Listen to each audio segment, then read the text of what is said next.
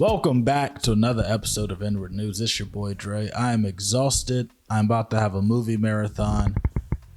I can barely hold my eyes open because I was woke up randomly from a phone call from my homegirl. Let's get into the show. The mass shooter that killed those people in the Buffalo supermarket just got sentenced to life in prison without the possibility of parole. A lot of people say this whole trial process has been a farce because the man was only there to kill one person that supposedly created an alternative renewable energy source. And this was like a assassination, and everybody else there was just part of it just to make it look random. They were sacrificial pawns to the government's plan to get rid of a dude that's trying to make it more easy to drive around without the prices of gas going up. If you don't believe that story, just remember that there was another guy that apparently created a renewable fuel source out of water, and he was also mysteriously killed, and they said that also was a government cover-up. Yeah, but hey, you know, the killer got life without parole, so I'm kind of okay with that if he actually serves. A man named Anthony Tony Mitchell was pronounced dead after Alabama guards had him in a walk-in freezer. Apparently the man was butt naked on concrete, and they saw that as normal. They said his body temperature was 26 degrees lower than normal. That would make it 72.6 for the people that, you know, want to know the body temperature without doing the math. Normal temperature is 98.6. It was 26 lower, 72.6. The man died of hypothermia, and his mom is filing a wrongful death lawsuit, obviously. And it's going to be a wild way to explain how this isn't a wrongful death. Like, bro, he was naked in a walk-in freezer. There's no way as a prisoner that should be normal. One, he's naked. Why is he naked anywhere near the freezer? Two, why was he in there naked? He was in there, like, he was pre-trial. He was in there before his trial because he allegedly, I think they tried to get him for attempted murder because some cops were around and he started shooting off his gun.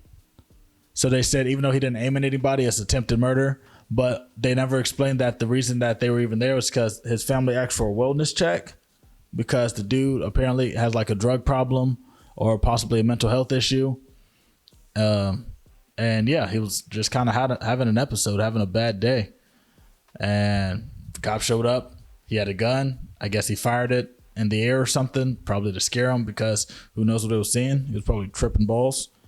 And, you know, they tried to get him for attempted murder. And then before he even made it to trial, the man died in a freaking freezer. A 5-acre fire broke out in a plastic plant, a plastic plant pots factory in Kissimmee, Florida. Apparently hazmat teams got to watch the air pollution because when you burn all that plastic, the chemicals get all up in the air.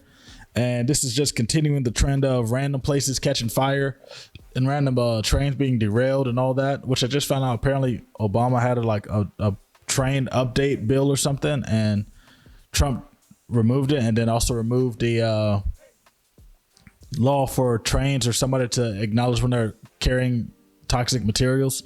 So they're now saying that this is technically all of Trump's fault and everybody's fault who voted for him. But yeah, it's a conspiracy going around right now that just all these places that require like certain things is just kind of being attacked. So our country is like just attacking us to push us into, I guess, some type of dystopian future. Tyler Perry's out here fighting against his own gentrification. I saw something that say he donated $750,000, but also seen something that say he donated $2,750,000 to fight gentrification in the Atlanta area because his movie studio is basically causing the property value to shoot up because it's Tyler Perry and Marvel shoots there, and presidential elections, not elections, but debates have been there and everything. So of course the area is becoming more high value. So he's paying the property taxes of all the old people in the area to keep them from being pushed out, keep them from getting gentrified by his own, by his own hand. And I respect that because he knows he did that. Like, that's all him. But yeah, shout out to Tyler Perry. Spain became the first country to pay for period leave. So they get the women get 3 to 5 days off to deal with their menstrual cramping. I think they said the first country. They also gave 2 new law approvals, such as enshrine rights to abortion for people over 16. I don't even know what that means. They also let trans individuals over 16 declare themselves. So, like, if you're at least 16, you can declare your gender, and I think go through the process like you don't need your parents or whatever. So yeah, they just got more sex health laws. Now, obviously, the trans thing and abortion thing is always going to be a conversation, and I don't feel like getting into that on my channel right now.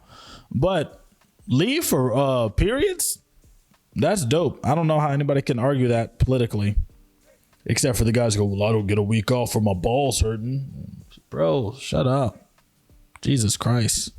And now on for the Y'all Hire segment. Sage Causey, I think that's how you say it, is a photographer out in LA. She just worked with Shady Side Up to do like some really dope things. Cinematographer, because she also does video. I don't want to just push her into the photographer lane. But yeah, apparently she did like some really dope stuff with Shady Side Up. I'm really excited to see how that turns out. From the stuff on Roman Cams and the Shady Side Up's Instagram account, that seems like it's going to be really dope. And I like the way that they've handled the creative direction with their brand. So the way they're going with her, I'm sure she had like dope perspective and dope things to shoot.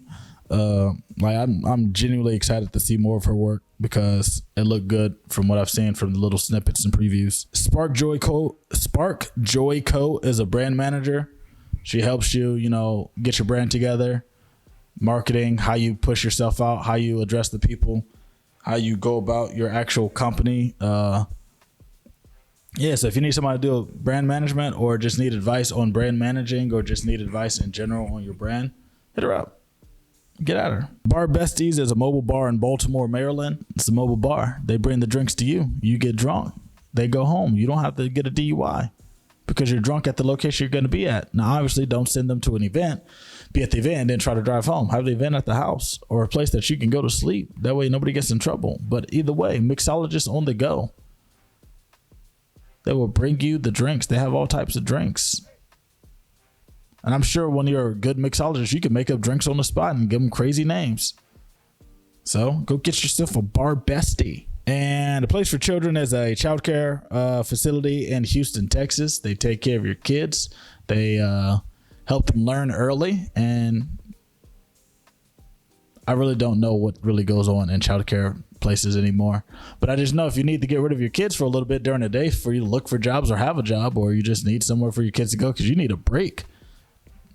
A Place for Children is a place for children.